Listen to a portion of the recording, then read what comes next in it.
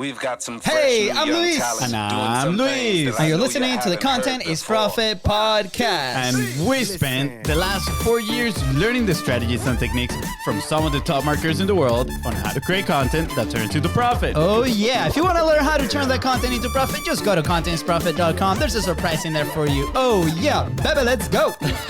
Let's go. Today, we have an incredible guest. Tell me more. It's one of these days, these amazing days where we go into PodMax and we meet some incredible people. I know. And today we're going to be talking about diving into the event and entertainment world. Oh, and can't wait. We just recently learned that creativity actually is a huge part of this. So I can't wait. We love anything about creativity. I love this topic because not many of you know that I actually started my life after school in the events industry, and I might share this a little bit on why and how with what company, but please, guys, go ahead and subscribe. Smash that subscribe button. Follow the show in your favorite platform. We are literally everywhere. You can find us at BizBrosGo. That is right. And if you find this episode impactful and it helps you or somebody that you know move a step closer towards your goal, please don't forget to share it and leave a 5-star review. Thank you. Special episode alert. We partner with PodMax to share the stories of some of the amazing people that are shaping our future.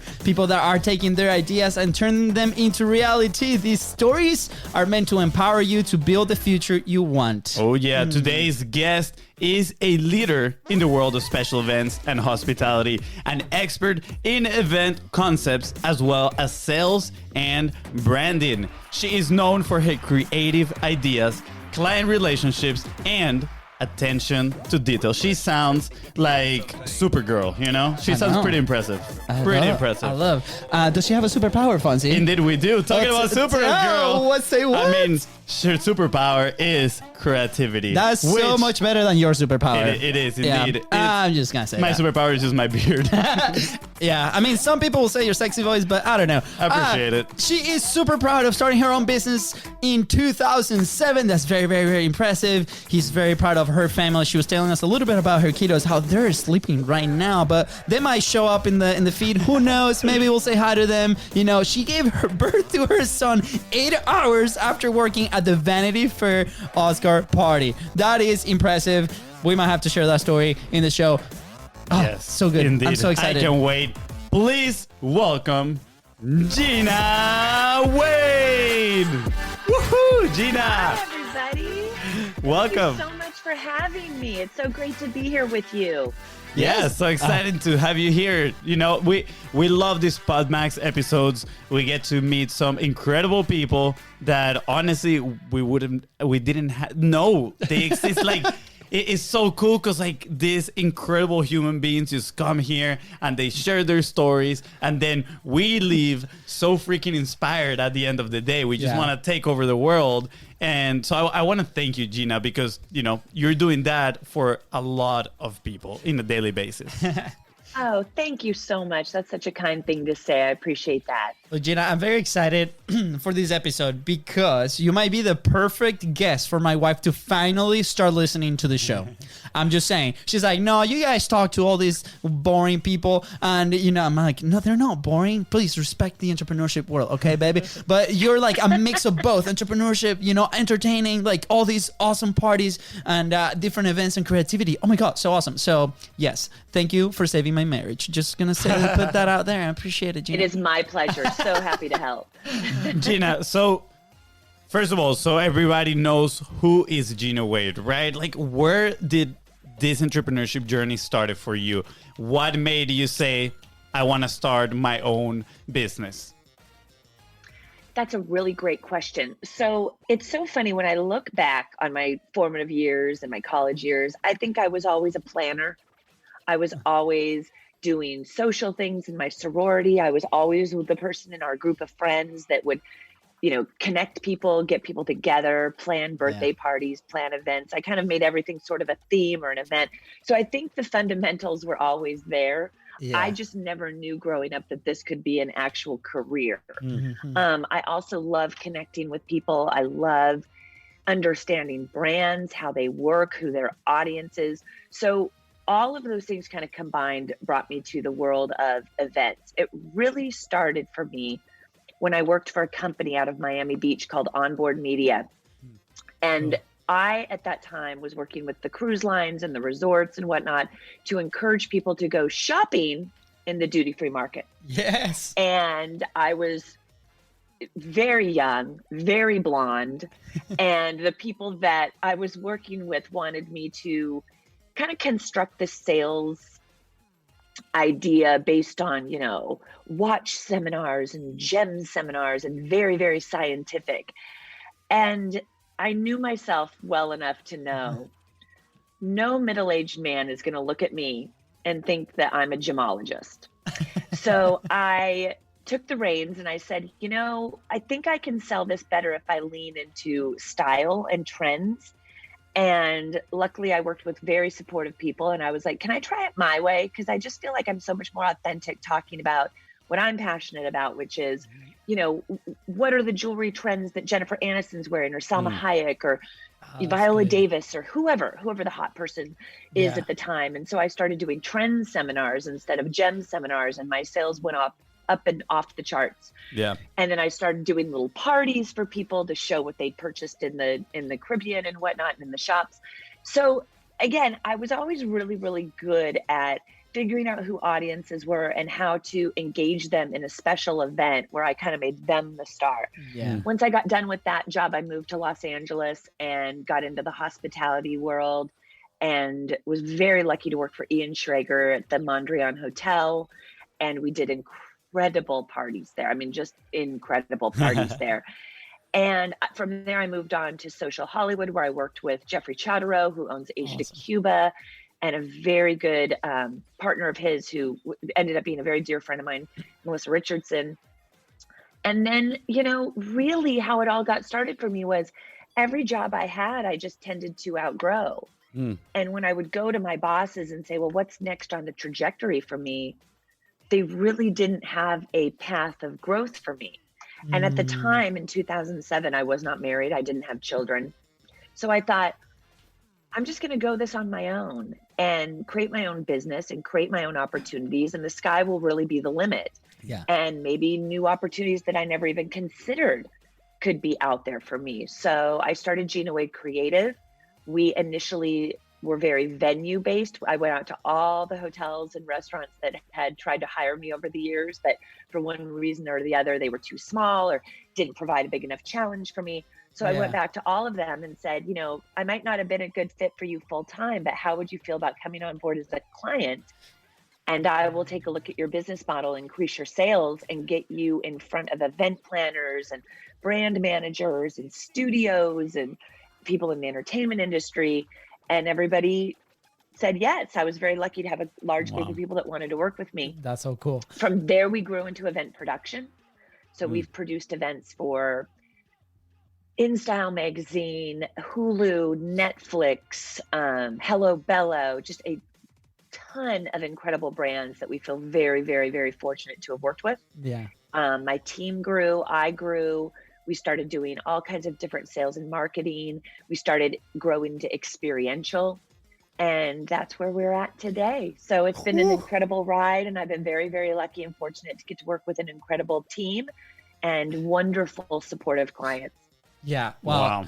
Gina, that timeline, that's so awesome. In my head, I was just picturing like all these scenes, all this like, you know, party, like a movie, Great Gatsby style movie kind of style. And, and I love it because, you know, I don't know if you know this, but we're both Venezuelans, and Venezuelans tend to party a ton. And, you know, I don't know if you ever met a Venezuelan. So we're like, yes, this is our world. And, you know, going back, I started in the kind of like marketing / event stuff with Red Bull back in Venezuela. And that was like, oh my gosh, and that's why, you know, I represent my brother that kind of hates it, but it's all good. They're deep in my heart because of that, because those experiences kind of like help you meet a ton of people. And I love the fact that when you were in the cruise ship, you were like, can I do it my way, right? I don't think enough people are brave enough to actually ask that question, even though sometimes we might be like in that one business maybe we're not fully entrepreneurs, but we have that itch, right? And sometimes we need to be very brave and ask like, hey, can I do this? And you follow your heart, and then you came with these amazing solutions to, we talk a lot in the show about this, how to ride the wave of different topics and different things and different themes to make sure that your message is heard. So in your case was, let me attach myself to trends, which is something that I love, I adore, I know about, and then I put sales on top of it and now create this crazy experience. And you create a ton of value for you create a ton of value for the company, and whoo, this is so awesome. So yeah, totally geeking out on what you did there. There's actually a concept I learned just a few days ago that is called the creative intuition. And it's like when people get faced with certain problems, a lot of people that work in other companies, they just follow instructions like, okay, what should I do? Okay, let me do this, X, Y, and C, which is what they wanted you to do. But I feel like you tapped into that intuition that was like, you know what? No, I think this is the correct way. And then you work the logical aspects around that problem. And I think that is impressive. And I'm sure you have applied that to your current business model as well. And I would love to chat obviously about creativity, which is your superpower. Yeah. But I'm curious on what are some of the lessons that you've learned by working with these huge brands? Because you have worked with some impressive companies. And I'm extremely curious because first, I love the fact that you said, I outgrew these companies, right? One of our favorite phrases is your business grows to the extent that you do. Like, entrepreneurship is like a personal growth journey, pretty much. And I feel like you realized that as you were outgrowing this company. So you decided to take on the ultimate challenge, which was starting your own company, right? And now you're tapping into these other huge brands. What are some of those lessons that you learned throughout the years? There's been so many. I mean, it's hard to narrow it down, but I will. I think the first one that comes to mind is going back to what you touched on as far as doing it your way. I think when you're working with brands or you're working with clients, it's really important to understand their audience, who they are trying to outreach to. Now, in my earlier positions, I think one thing that made it a little easier for me was I very much fit into that audience that my clients were trying to grab. And so I would ask myself, well, what would appeal to me? What are the brands or the advertisement or the marketing campaigns or the sales campaigns that really resonate with me and my friends?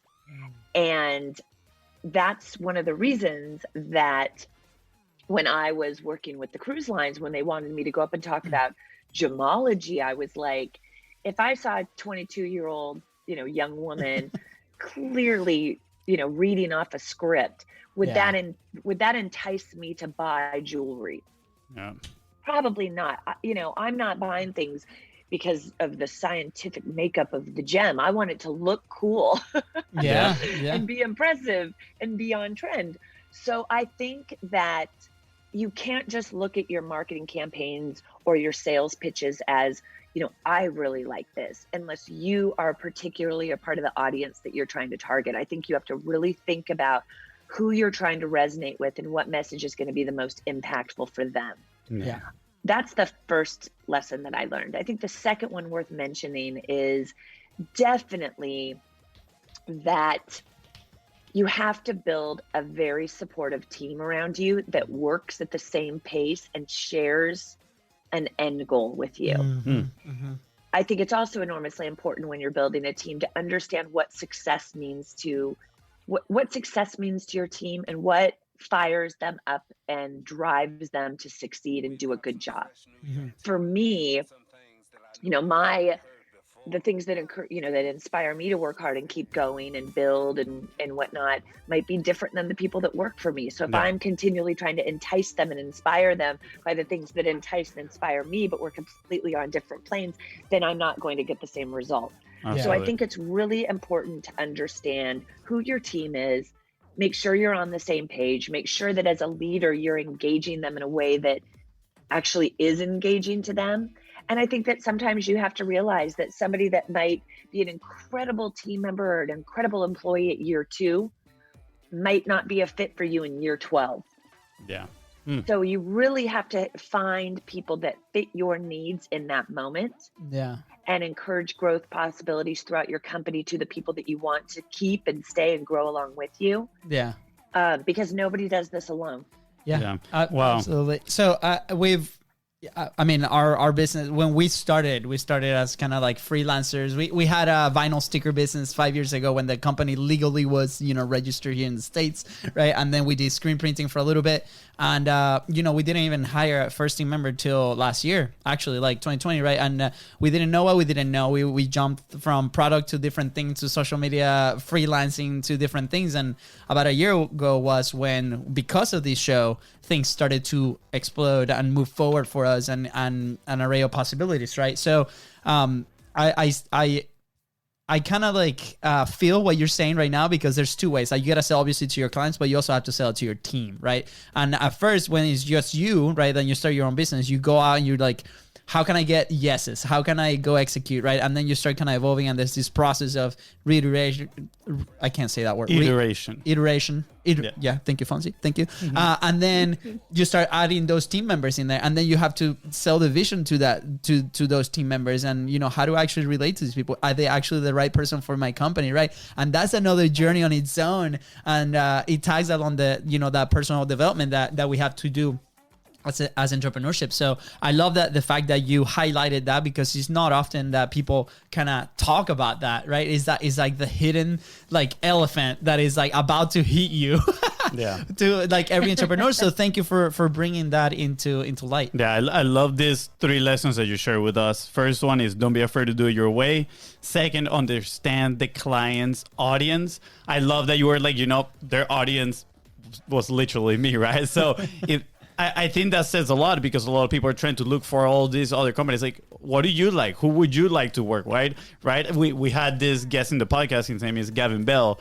And I remember when we told him, who's your dream customer? He's like, for me, my dream customer is someone that I can go to the pub and have a beer with. That is my dream customer. I was like, yes, absolutely. That'll be so much fun, right? Yeah. And the last lesson that you shared was build a supportive team that has the same vision. And I'm always surprised at, I don't know if it's like the synergies of the universe or what, but I love when people come into the podcast and they start talking, because I feel it's always aligned with what we're like learning at the moment, right? I'm not kidding. Literally, I have this book right here right next to me. It's called What the Heck is EOS? EOS stands for Entrepreneurial Operation System, and the Entrepreneur's Operation System. And it literally, the chapter that I just read was talking about having the same vision for your team, how to relay that vision for your team so everybody's aligned with the same goals, so everybody's just pushing on the same direction, right? It's huge. So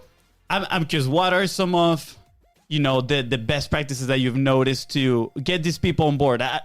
Because you are, I agree with this, the term of you're the 5 people you surround yourself with, right? And I think it applies in some aspect to your business as well. Like, your business grows to the extent probably of the people that you surround your business with. So how do we get those people in the right places, right? And this is the story that comes to mind real quick. Yesterday, I was listening to Chris Do. He's actually a guest that we had on the podcast too. And he's kind of like head of content, a guy that has worked for him for over 10 years, quit, right? And people was like, oh no, are you upset? Are you mad? And he was sharing something along the lines that you said, that it's like someone that is a fit on year 2 might not be a fit on year 12, right? And he's like, actually, I'm excited that he's moving on. He outgrew the company. He's on to do his own thing, better things. How can people get in that mindset? Because I feel a lot of people, when they have others that outgrow the business and they're moving on, they resent them a little bit. It's like, oh, why are you leaving me? Why are you doing this to me, right? How do we get in that mindset of abundance? I want everybody to win, including the people that are, especially the people that are in my team. Right. Well, you have to recognize, first of all, that if somebody's on your team that's outgrown their role, they're not going to do as good of a job, because you might be resentful of them for leaving, but they're going to be resentful of you for keeping them. And sometimes you can find somebody, and I am the guiltiest of this, where I form, true connections with the people on my team, and I care about them personally. But sometimes I've tried to fit square pegs into round holes, and the writing's on the wall that it's not a match, Yeah. that something's off. I had one particular employee that he just couldn't really figure out what he wanted to be doing. And it had nothing to do with me or my company or anything. It was more of a personal thing. He just was sort of in a little bit of a transition period in his life. Yeah. And, you know, I really tried to make it work. I really wanted him to be happy, but his happiness had to come from within. Yeah. And unfortunately, what I started to notice that he started to sort of bring a toxicity to the office. And because I was trying so hard to, you know, placate him, it really became unfair to my other employees. And I was setting a bad example, trying to sort of like fix this one person. Meanwhile, everybody else was picking up the slack.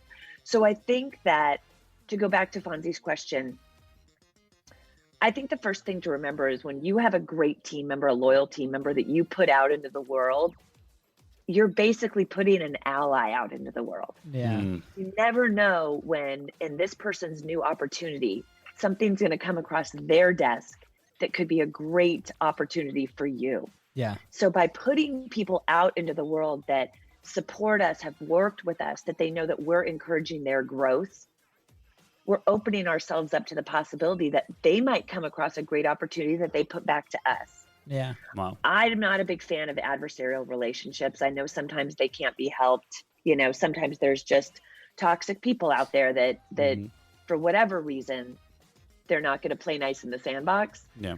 And there's no way around that. It is what it is. Yeah. But I think when, as an entrepreneur and a business owner, you have two choices. You either find ways to grow your team along with you, or if you've hit a plateau where people are outgrowing their roles, the best thing you can do is encourage them to go out and fly and spread their wings and build your team outside of just your immediate office team. Yeah. And see that as an opportunity, not a loss. Yeah, absolutely.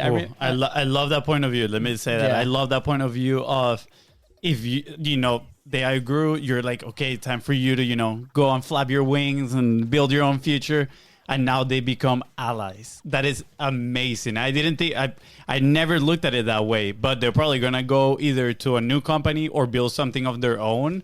And, you know, that's more opportunities for both of you. That is incredible. Yeah. Absolutely. We had an incredible employee named Whitney who I just adored.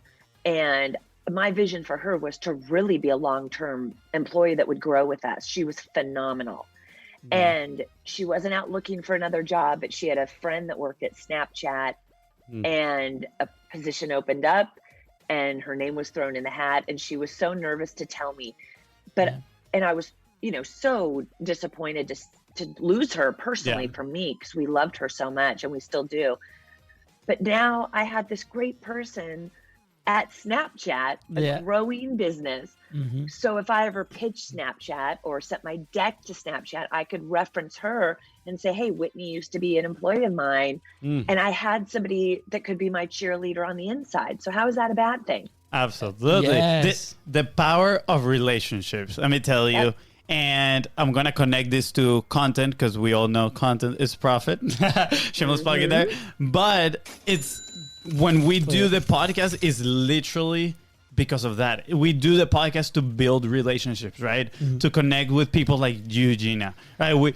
I'm sure, like, if you ever come to Florida, I would hope so. You give us a call and then we go in a party, of course. Absolutely. You're the first people I call. Yes. Let's go. But it's incredible, right? Like, I always tell people that listen to podcasts and they're like thinking about doing it.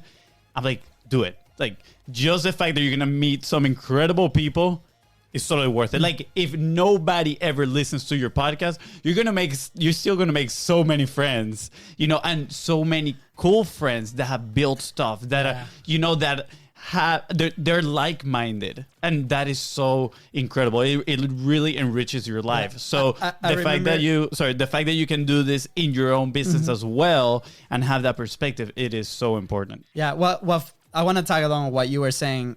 We had this presentation. What's happened to me? It's the Red Bull. It's the Red Bull. Yes, It's happening. You need to Fonzie's stop happening. drinking that. You need to stop drinking that. So We're on opposite ends. I'm on the West Coast, so after the second interview today, I'm going to be getting a venti Starbucks. So Yes. you're having me here with your Yes. Red Bull. I need caffeine so bad. Absolutely. Yes. So we had like this keynote presentation that we did. That was the podcasting profit formula, right? And I remember when we got to the audience side of the formula, right? Everybody's like, "Well, what if I don't have your audience? I don't have an audience." Like, and we're like, that's how we started, right? We didn't have anybody listening before, right? We had my mom that doesn't know English listening, right? And she's like, "Oh my God, you guys sounded so great. Do you understand?" No, I do not understand, but you guys are beautiful. I'm like, "Sounds good. Awesome. Thank you, Mom." So here's the thing though. Your first audience member is your guest as well. You guys are sharing a message, right? Mm-hmm. And, you know, in your world too, is those relationships. This is just a very effective and fast way to build those relationships, right? In a legitimate way too, right? Because if we don't sync through the conversation, nothing else is going to happen later, right? But we highly, highly encourage people to start forming and thinking about, okay, even though your podcast or your publishing platform might be like a vehicle to boost the business at some sort, like partnerships, clients, who knows, right? Focus first on that one relationship because you never know. Like because of the show, because of those relationships that you talk about too, we've been able to be invited to do keynote, presentations. We were invited a couple of weeks ago to an event with 1,000 people. We're like, wow, where in the world, right, are we gonna be able to develop those relationships? So again, thank you for highlighting that, especially when it comes from your own team too. Like sometimes we don't want to let them go. We're like, go fly into the world. Change is hard. Exactly. Change is hard. Yeah, absolutely. You know, it's scary for all of us. Some people deal with change better than others, but I think change is scary for all of us. And jumping into something new is scary sometimes too. Yeah. You know, but I think that we all have to take like 3 deep breaths and recognize that the world is an ever-changing atmosphere and we can't do anything about that. So we have to learn to adapt. Yeah. And I do want to say, I'm so inspired by what you were saying about your podcast and how you started it, because it is absolutely my goal and my dream to start my own, but I have been a little bit intimidated. So it's really inspiring to hear what you guys had to say about how you started yours. Thank you for sharing. Yes, absolutely. And the crowd was going crazy. They agree with you. I'm just saying. Gina, this is an open invitation. Any questions that you may have about starting your own podcast, please let us know. We will be, extremely honored and excited to help you out. That would be incredible. Yeah, I know, Fonzie, you have a super awesome question. Can I ask something real quick? Because I've been dying to ask this since Gina said. Okay, Gina, here's the thing. So, a lot of the questions that our audience might have, and that even us might have, this is something that we've been exploring. It's like, how do we connect the content into profit, right? And that's basically what we do with our platforms as well. But I'm very interested to the side of the story when you came out and you literally cold visited, not cold, like kind of warm, your hotels. And you were like, hey, this is a new opportunity, kind of shifting perspective, right? Sometimes we hear no's and we're like, or you say a no, and then that doesn't mean that there's an opportunity for later, right? And in the past month or so, we've had a similar experience where we've been going back to different people with new options and different things that we offer in our business, right? So what are some systems and do you have a framework, one on how do you go about those relationships and reaching out, right? Because that takes pelotas, right? Going out and be like, hey, by the way, here I am, like, this is what I do, right? This is what I offer. Let's do something together, right? And then on the creativity side, what follows? Like, what is some things that you've used along your career to kind of develop those relationships and grow your business?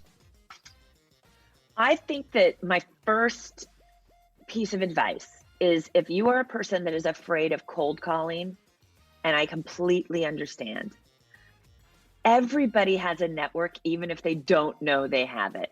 I think we have to get into the headspace, and I think especially as women, sometimes it can be hard to ask for things. But I think it is enormously important to look at the people you're friends with. Just start with your inner circle. Ask your family, ask your friends. If you are trying to get in touch with somebody or a brand or a connection or what have you, a client, start with the people that you know that already love you, because they're already going to want to help you. Grab that low hanging fruit. Ask your brother, your sister, your best friend, hey, do you know anybody in the fashion world? Hey, do you know anybody in politics? I'm trying to make this connection. Do you know anybody at the Ritz-Carlton Hotel? I think you'll surprise yourself how many people you know and the people they know that you just might not be aware of. So I know with sales and building your brand, it can be very intimidating for some people because they're like, I'm just going to call this business up and say what and this, that, and the other. I also think that you have to really think about who you are, what your brand is, what you're trying to accomplish. And the most important thing is, what can you offer these clients? Then to follow up with the creativity portion of the question, put together a killer deck, not too wordy, not too many pages, really hammering that point home. Who you are, what you offer, and what you can bring to the table for that business or that contact or whomever. If you're not going to them with something that you feel that they need from you, if you're only coming to these clients saying, well, I need you, I want to do this, I'm passionate about it, that's where you might start to get a little bit of rejection. I think those are all strong qualities, but you have to say, I'm so passionate about this, I'm so excited to work with you, and here's why. I can offer you this. I can offer you this. I can offer you this. I've got a network of XYZ. Lead with the options and the ideas that you feel that you can bring to the table, and really don't be afraid to ask the people around you, coworkers, family members, friends, about who they know and who they'd be willing to introduce you to, because those interpersonal relationships open so many doors. And I think the last thing I'll end on is, if you are going out to brands or clients or what have you, follow up on your promises. Yes. And always say thank you. If you meet with a potential client and it doesn't work out, send a thank you card, send a little thank you token. And if you are leaning on friends, clients, colleagues, what have you, to make those introductions, send thank you cards, send a little gift, send a $10 Starbucks card, whatever. Gratitude will get you so far in this business. And I truly feel it is an element that is so forgotten. People get into the hustle and the connection and this, that, and the other. But people are so much more inclined to do more for you if they feel as though you are grateful for the thing that they did initially. Yeah, absolutely. I love that. In the copywriting world, I often hear the kind of like the acronym is WIFT, which is what's in it for them, right? Like just talk about what's in it for them, because everybody wants to know, right? It's like, okay, what's in this for me? What I'm getting out of this for me? And I think that's a great way to open certain doors. But I think the follow-up to that is what you mentioned about being grateful, right? And I think most people, everything is so fast-paced right now. Like even relationships, it's like relationships express. Like, oh, let me hit you up on Instagram. No, okay, let me go on to the next person and the next person. And then you forget, like you already had a conversation with this person. Be thankful for it, right? Maybe they pointed out to you that you needed to do X, Y, and Z. And you're like, oh, okay, cool. And then you just moved on. And if we're grateful, that might open doors for new opportunities too, because it might be like, you know what, this might not be for me, but I know of somebody now, and you're tapping into new networks. I love how you see that. It's kind of like a spider web, right? Like every node is like you're tapping into new sides of it, and it's so impressive. And I think this goes hand in hand with the question that I wanted to ask, which was, what has been the role of relationships? Like what has been the role that relationships have played in your own personal business? Relationships are the fundamental key to my business. I don't think I'd have a business without relationships, sincerely. And I was very fortunate when I was first getting started. One of my first hospitality jobs was at the Mondrian Hotel with Ian Schrager. And it was at a time that Sky Bar on Sunset Boulevard was the hardest nightclub to get into. It was practically impossible. It was owned by Cindy Crawford's husband, Randy Gerber. And I started working there. So I had the power to get people into Sky Bar. And I utilized that to my benefit as much as I possibly could. We did a huge famous Halloween party that was this is pre-cell phones with cameras, so you can imagine what was going on. People Yeah. were kind of going nuts and wild and crazy, which was a very good time. But you know, I could get people dinner reservations at Asia Cuba. I could help them get discounted room rates. I could get them into Sky Bar parties. So I really utilized those cards in my hand to get people to take meetings with me and do favors for people. That's the thing. You know, my mom's coming into town. Can you hook me up with a great hotel rate? Yes.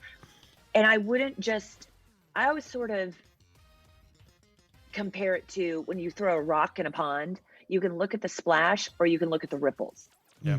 So if I did a favor for somebody, or I did an event with somebody, or I made a connection with somebody, it's not enough just to make that first initial contact. You have to build these relationships. Remember birthdays.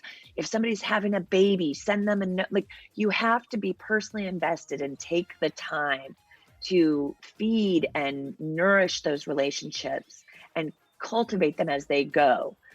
And I think it's absolutely worth the time and it's worth the energy, because I'm the first one to admit, if I didn't have relationships, I wouldn't have a business, period. Yeah. Wow. These are the type of things they should be teaching at school. Let me tell you. They should be I teaching. agree. Yeah, like I don't know. I mean, relationships management, pretty much 101, right? Like, remember birthdays, remember names. That is huge. Like, how many times have you go to a party or something and like shake someone's hand and then turn on and it's like 2 minutes later, it's like, what was their name again? And they're talking and you're just thinking, oh no, what is their name? And you're not listening to them, right? Yeah. So many important factors that can have such a positive effect in your life, in your business, however you put it, right? Keep in mind too, just to intersect here. Oh, I'm sorry, I didn't mean to interrupt you. Oh, no, you could. As people, we all want to feel valued. Mm-hmm. And I think that sometimes people walk away from their careers feeling like, I don't feel valued. I don't feel appreciated. And my best piece of advice is to ask yourself, if you're having one of those moments, but who have you made feel valued today? Because we can't get the things that we're not giving. Yeah. And that is what relationships are about. You can't look at the relationships. And I think this goes for personal relationships or professional relationships. It can't just be about what you're getting out of it. You have to offer something up to these people as well, whether that's inviting them to a mixer or, you know, helping them with, like I said, a room reservation or a dinner, whatever it is that you can offer them, business advice, whatever. They have to feel like you're as invested in them for them to be invested in you. Absolutely. Yeah. Oh, this is so great. Gina, let me tell you, I recently started following this guy. I think his name is Nick Gray. And I think he's known for having incredible groups of friends, right? Like people that are like pretty high end over there. And I was like, I'm looking at his Instagram and all I can think is, how do you make friends like this? Right? I love my friends. Don't get me wrong. I love my friends. But of course, I want to, you know, make new friends and make new connections and, you know, get to know important people as well and learn from them. So I've been thinking all this time, how do you go and connect with this type of people, right? And I'm asking you, do you have any advice for connecting with people that you look up to and might be a little challenging maybe to establish a relationship with them on the terms of, you know, what's in it for them? Right. I think that if you're really interested in making connections with people, you have to look at the community that they're involved in. So one great way to do this is through charity work. If you love LeBron James and you want to be somehow connected to LeBron James is involved in a ton of different charitable organizations.